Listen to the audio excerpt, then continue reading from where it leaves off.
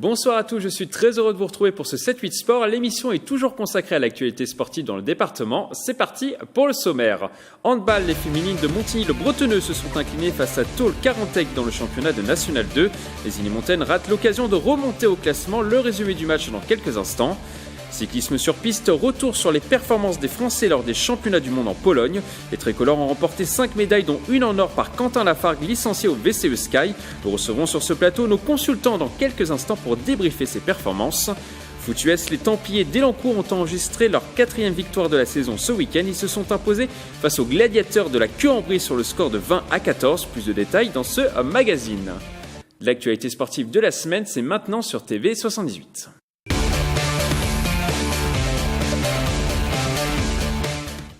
On commence donc par du handball dans le championnat de National 2 féminin. Montigny-le-Bretonneux n'a pas réussi à créer l'exploit à domicile face au 4e du classement Tôle-Carantec. Le résumé du match, des images d'Aurélie Ronze, un montage de Xavier Jalin. L'entraîneur de Montigny-le-Bretonneux peut se prendre la tête à deux mains. Ses joueuses ne sont pas passées loin de l'exploit contre Tôle-Carantec. Timides en début de match, les Inimontaines se font bousculer à domicile et perdent logiquement 17-14 à la mi-temps. On a eu du mal déjà dans un premier temps à s'adapter à une 7-0, c'est-à-dire qu'ils ont fait sortir systématiquement leur gardienne de but pour pouvoir attaquer avec une joueuse supplémentaire. Donc on a pris beaucoup de buts dans cette situation-là. L'AS Montigny-le-Bretonneux rectifie le tir en début de seconde période et arrive à repasser devant 21-20 à moins de 20 minutes de la fin du match. Mais ce sont finalement les joueuses de Tôle-Carantec qui s'imposent 30-26 lors de cette 14e journée de National 2. Je trouve quand même qu'on a bien joué, mais malheureusement, il y a toujours un gagnant, un perdant. Mon analyse, c'est vrai qu'on a énormément été en échec face à la gardienne de but. On a trouvé des solutions de tir, mais on était aussi en échec. Et je pense que c'est surtout par rapport à ça que l'on perd le match. Après cette défaite, Montigny-le-Bretonneux pointe en milieu de tableau à la 7e place du classement. La montée étant compromise, le staff travaillerait déjà sur la saison prochaine. Toujours handball, mais cette fois-ci chez les garçons, Plaisir s'est imposé ce dimanche face à Saint-Michel Sport lors de la 13e journée du championnat de National 3. Les Plaisirois l'ont emporté 23-21. En classement, cette victoire leur permet de rester en dehors de la zone de relégation à la 9e place avec un bilan de 4 victoires pour 9 défaites depuis le début de la saison. On a joué également sur les terrains de football ce week-end. En National 3, Versailles recevait Meaux pour le compte de la 17e journée. Et les Versaillais auront leur mot à dire dans ce championnat grâce à leur victoire sur le fil 2-1 à domicile. Résultat qui leur permet de remonter au classement et d'occuper la 7e place à 8 points du podium. On continue par du cyclisme sur piste. L'équipe de France qui s'entraîne au Vélodrome national de Saint-Quentin-en-Yvelines a participé la semaine dernière au championnat du monde à Pruszków en Pologne. Et les tricolores ont remporté 5 médailles, dont une en or. Pour nous parler de ce rendez-vous, nous recevons sur ce plateau Jean-Michel Richefort, membre du bureau à la Fédération française de cyclisme, Thierry Fabre, président du Vélo Club Elancourt Saint-Quentin-en-Yvelines et Yann Dujarrier, notre consultant cyclisme. Bonsoir messieurs. Bonsoir. Alors votre sentiment après ces championnats du monde, Jean-Michel Richefort? 5 médailles, 5 donc médailles, une en or. C'est ce qui fait plaisir. Sur le plan mathématique, est-ce que c'est un bon résultat? Oui, c'est un bon résultat parce que la DTN avait misé sur 4 médailles, donc 5 médailles, et puis surtout ce titre de champion du monde pour Quentin Lafargue. DTN, directeur technique national. Le directeur technique national, Christophe Manin, avait misé sur 4 médailles. Donc on en a 5, c'est très bien. Donc 4 remportés par les sprinters et bien sûr ce titre de champion du monde sur le kilomètre gagné par Quentin Lafargue qui nous fait extrêmement plaisir parce que c'est quelqu'un de méritant, quelqu'un qui a toujours répondu présent, ne serait-ce que pour donner des conseils aux débutants, pour encadrer des créneaux au vélodrome et pour s'entraîner avec sérieux. C'est vraiment un titre qui compte. Thierry Fabre. C'est forcément un immense bonheur, j'imagine, pour votre club d'avoir un champion du monde. Je crois que c'est le premier champion du monde de l'histoire du club. Oui, alors on a la société Voussia, notre partenaire principal. On a décidé ensemble on a un petit projet pour faire une structure piste sur Saint-Quentin-en-Yvelines dans le département. Donc on a fait signer 2 coureurs, donc Quentin Lafargue, notre champion du monde, et puis Quentin Caléron qui venait du BMX. On a un projet sur plusieurs années et on avait décidé donc, on a essayé d'accompagner ces 2 athlètes pour les aider financièrement et au niveau logistique. Et il s'avère que notre club est une structure familiale où ils avaient besoin de se ressourcer parce qu'ils étaient dans des bons clubs.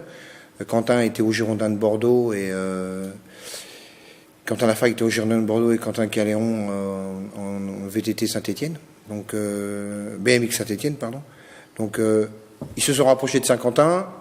Il y a une famille autour d'eux. Ils sont aidés financièrement par la Société Vousser. Moi, je suis content parce que nos 2 Quentin, ce sont 2 types. Je dis types parce que hommes formidables. Ils sont formidables. Pour moi, c'est des gamins, mais ils sont formidables. C'est 2 grands champions. La cerise sur le gâteau, c'est Quentin Lafargue parce que ça fait longtemps qu'il fait de la piste. Il a l'expérience. C'est un travailleur. Et franchement, pour lui, c'est une récompense. Nous, on ne s'attendait pas à ça, que notre club soit titré pour un titre de champion du monde. Et je suis aussi bien content de Quentin Lafargue qui est champion du monde que Quentin Caléon, parce que Quentin Caléon est en grande progression. Il sort du BMX et nous, avec Laurent Camin et Valérie Normand, on a vraiment confiance en ces 2 garçons. Yann Dujarrier, comment vous l'avez vécu cette finale ?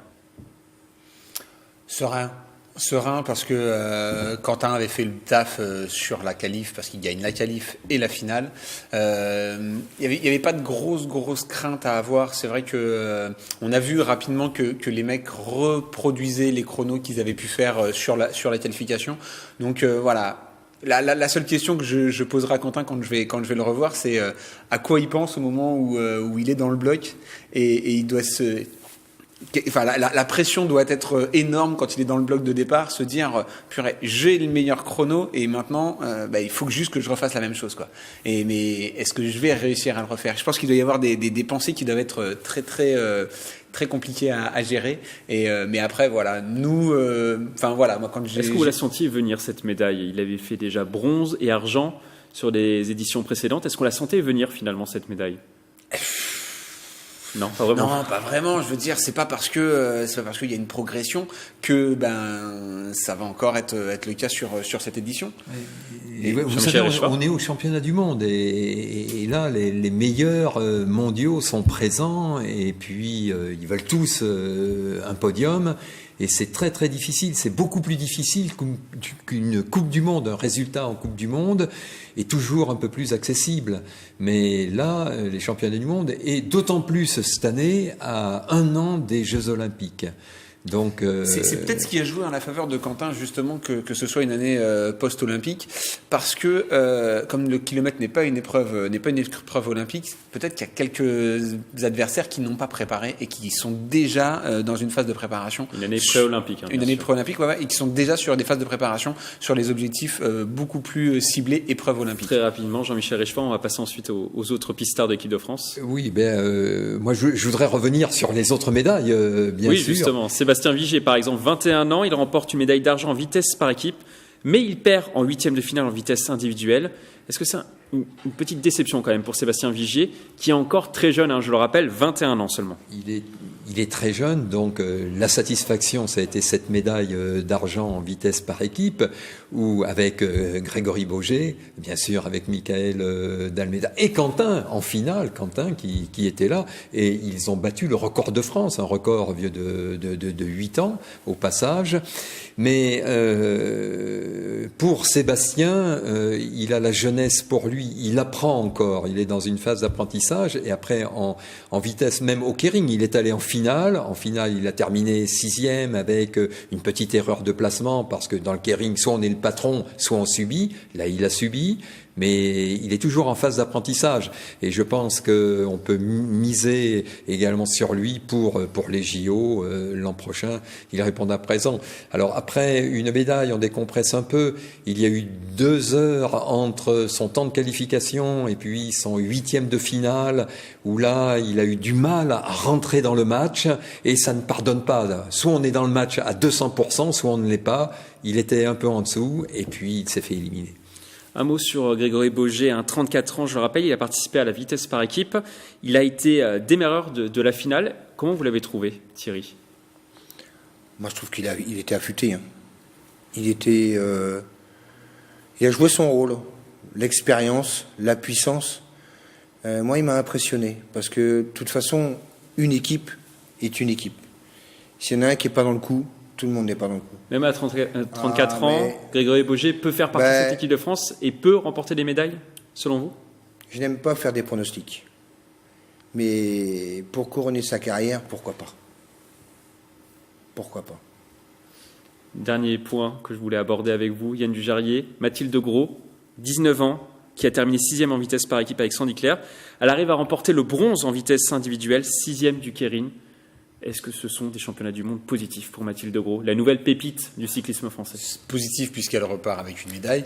Et sur la plus belle épreuve, on voit bien que quand elle arrive sur les derniers matchs, c'est juste le manque d'expérience qui lui fait défaut. Elle a vraiment rempli. Les matchs pour la médaille de bronze, elle l'a dominé alors que elle tombait contre une adversaire qui avait le même âge qu'elle. Et là, il y avait plus photo. Contre des adversaires qu'on 5-6 ans d'expérience supplémentaire et de maturité physique aussi, parce que voilà, Mathilde, elle est encore en phase d'apprentissage comme Sébastien Vigier, mais encore en phase de transformation. Elle sera mature physiquement dans encore 4-5 ans, mais avec la marge de progression qu'elle a devant elle, elle va dominer le cyclisme féminin, le cyclisme sur piste féminin dans très peu de temps. Très rapidement, Jean-Michel Richefort sur Mathilde Gros. Mathilde, voilà, c'est vraiment le grand espoir, mais avec une échéance, je dirais, à 2024. Il faut la laisser mûrir progressivement, il ne faut pas qu'elle brûle les étapes. Elle apprend beaucoup. À chaque sortie, elle progresse et elle sera présente en 2024. Ça va être très dur pour elle. Très rapidement, Jean-Michel Richefort. Voilà, n'oublions pas également la belle médaille d'argent de Benjamin Thomas sur l'Omnium, en endurance. Vraiment, il a été la chercher. Avec une 23e place au scratch. Voilà, c'est vraiment remarquable et c'était le seul qui a sauvé un peu cette équipe d'endurance qui a été bien moyenne. Et là, il y aura beaucoup de travail jusqu'aux Jeux Olympiques pour les endurants. Merci à tous les trois d'avoir répondu à nos questions sur ces championnats du monde en Pologne. On vous garde avec nous en plateau. On parlera un petit peu plus tard de cyclisme sur route et du Paris-Nice 2019. Restez avec nous, messieurs. On va maintenant parler de basket. Dans le championnat de National 3, Trappes a réalisé une belle performance sur son parquet en s'imposant contre Blois ce samedi soir. Le score 84-71. Au classement, les trappistes restent solidement ancrés sur le podium à 3 points de la place de leader détenue par Poitiers. Toujours en basket, mais cette fois-ci chez les filles dans le championnat de National 3, le Chénet Versailles s'est facilement imposé à l'extérieur sur le terrain de Palaiseau. Le score est sans appel, 73-52 pour les Yvelinoises. Les filles de Vinko Bardic restent toujours leaders de la division avec 16 victoires en 17 matchs disputés. Du rugby, à présent, joué sur les terrains de Fédéral 2 ce dimanche. Plaisir n'a pas réussi à s'imposer à l'extérieur sur le terrain du Paris Université Club. Les Plaisérois, coachés par Sébastien Roncalli, ont été battus 31-24 et occupent toujours la 9e place du classement après 18 journées. On continue par du football américain. Les Templiers d'Élancourt se relancent. Après avoir concédé leur première défaite de la saison contre les Vikings, les Élancourtois se sont imposés ce week-end contre les Gladiateurs de la Queue-en-Brie. Le résumé du match, des images de Mélanie Poquet, un montage de Sandrine Fonteil. Au coup d'envoi, les Templiers devaient prouver que la défaite contre les Vikings n'était qu'une erreur de parcours. Les Élancourtois sont donc rentrés rapidement dans la partie face aux Gladiateurs de la Queue-en-Brie avec 2 touchdowns inscrits. L'avantage que les Templiers ont dû gérer tout au long de la partie. C'est juste c'est un rythme différent. Voilà, on s'est peut-être un peu reposé, endormi, on s'est laissé endormir par l'autre équipe, je veux dire. Mais voilà, on a quand même su réagir et garder le score pour nous. Les Templiers l'emportent finalement sur le score de 20-14. C'était une belle équipe en face qui nous a posé quelques problèmes. On aurait pu se mettre à l'abri beaucoup plus rapidement, mais en face c'était une belle équipe et maintenant c'est à nous d'élever le niveau maintenant. Avec cette victoire, les Templiers d'Élancourt restent leaders de la Conférence Nord de 2e division avec 4 victoires en 5 matchs disputés. Des résultats qui permettent d'espérer des play-offs en fin de saison et une possible montée en première division. On est là pour gagner tous les matchs et si on gagne tous les matchs, on est champion à la fin de l'année. Donc le même objectif, c'est toujours la même chose. On est là pour gagner le prochain match. On va le gagner aussi, on va le travailler, on a un mois pour bien bosser et ça va le faire. Prochain match pour les Templiers le samedi 30 mars à domicile contre les Dragons de Paris.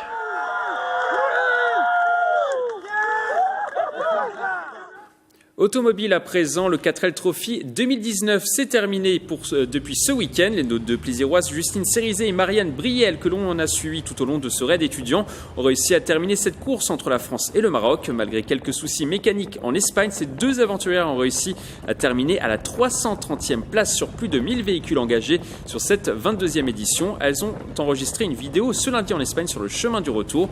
On regarde cette vidéo. Bon bah là on est sur le chemin du retour, là je suis en pleine conduite pour Salamon, j'essaie de rentrer le plus vite possible.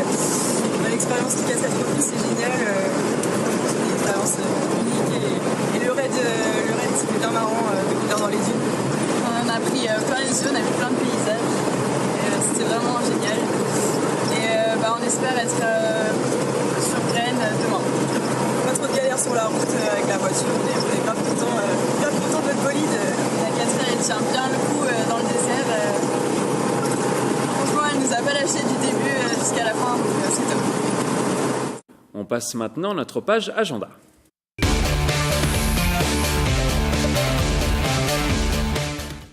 Dans cette page agenda, on va encore parler de cyclisme, mais cette fois-ci sur route pour la 10e année consécutive. Le Paris-Nice partira depuis les Yvelines ce dimanche.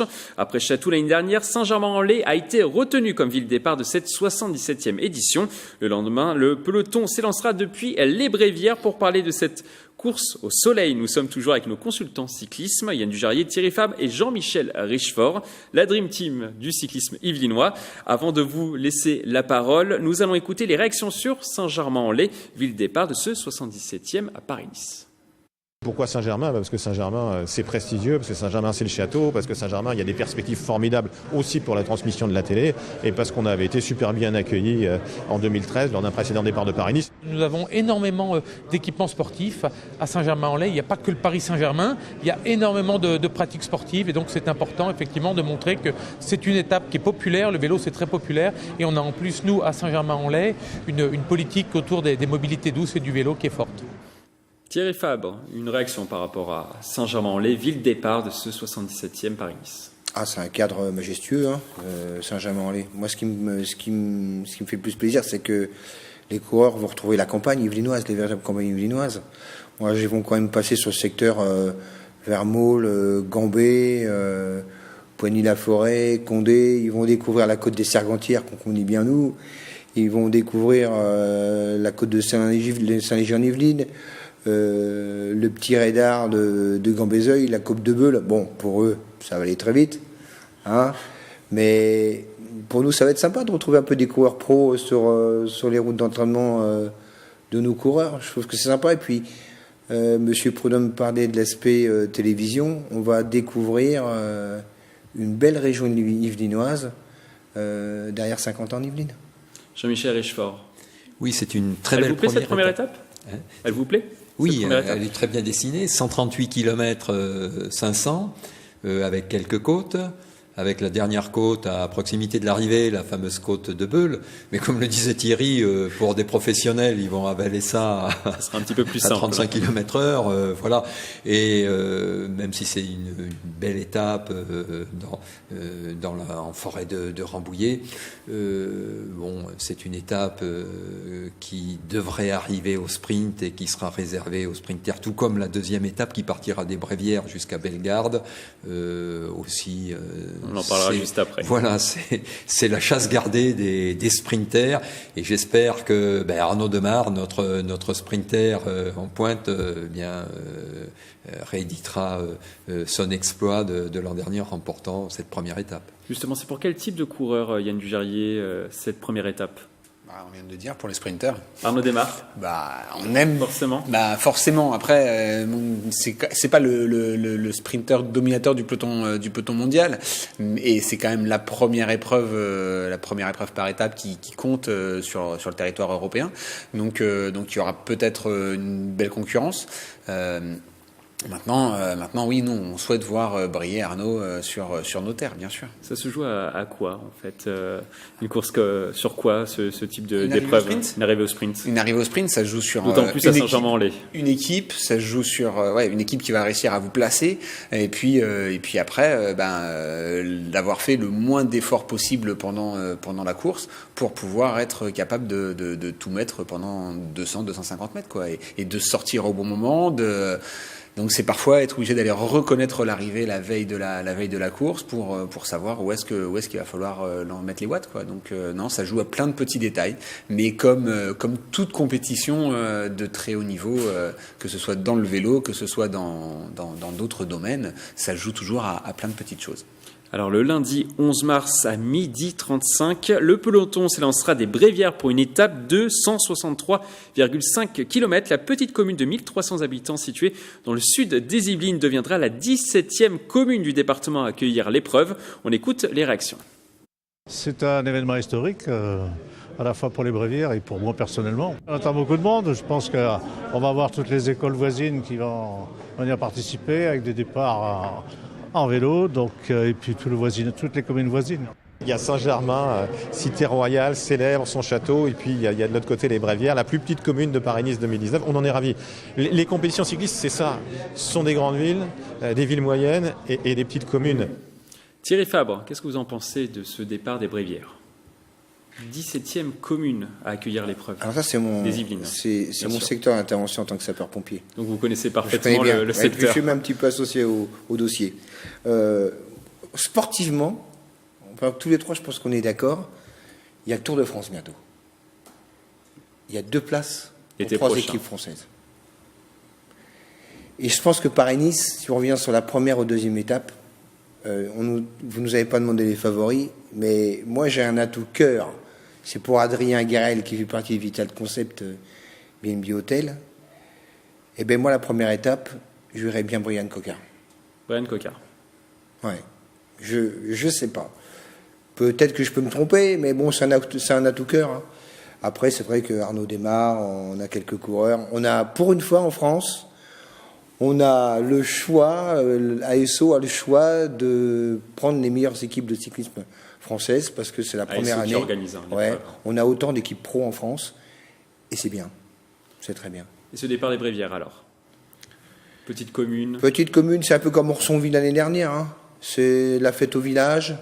Ça fait rayonner un petit village pendant quelques heures dans le monde entier.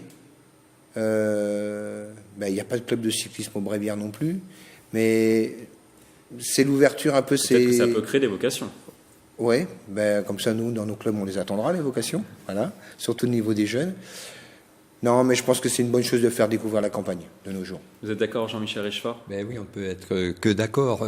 Qu'est-ce que ça apporte un village le cyclisme se nourrit depuis un siècle des territoires, et toutes les petites courses, et c'est pas péjoratif. Il y a 10 000 épreuves organisées chaque année en France, et pour la plupart, ce sont sur des petites communes qui sont contentes. C'est la fête au village, quoi. Et là, accueillir Paris-Nice, une épreuve mondiale avec autant de champions pour une petite commune, c'était exceptionnel.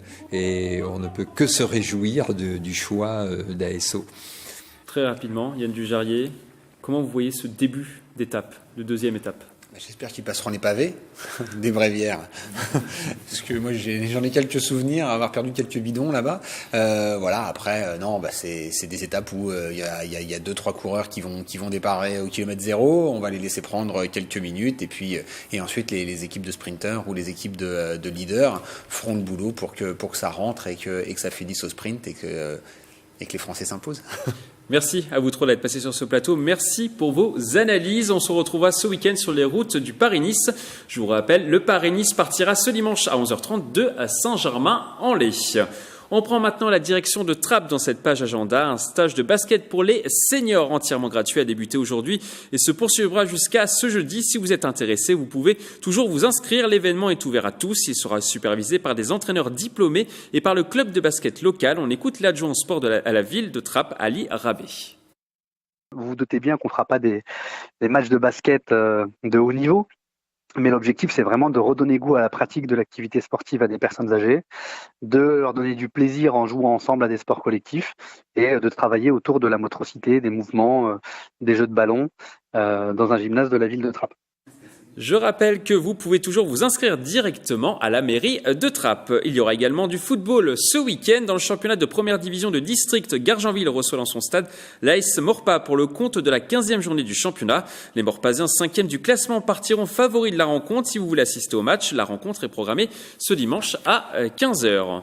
On termine par un mot de baseball. Les Cougars de Montigny-le-Bretonneux débuteront leur saison le dimanche 24 mars à 11h.